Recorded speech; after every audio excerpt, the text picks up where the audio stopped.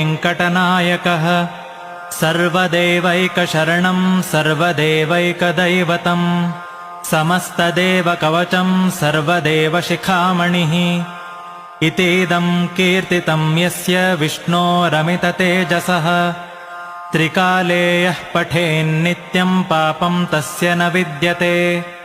राजद्वारे पठेद्घोरे सङ्ग्रामे रिपुसङ्कटे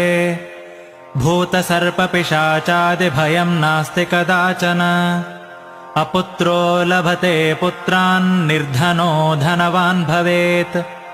रोगार्तो मुच्यते रोगात् बद्धो मुच्येत बन्धनात् यद्यदिष्टतमं लोके तत्तत् प्राप्नोत्यसंशयः ऐश्वर्यं राजसन्मानं भक्तिमुक्तिफलप्रदम् विष्णोर्लोकैकसोपानं सर्वदुःखैकनाशनम्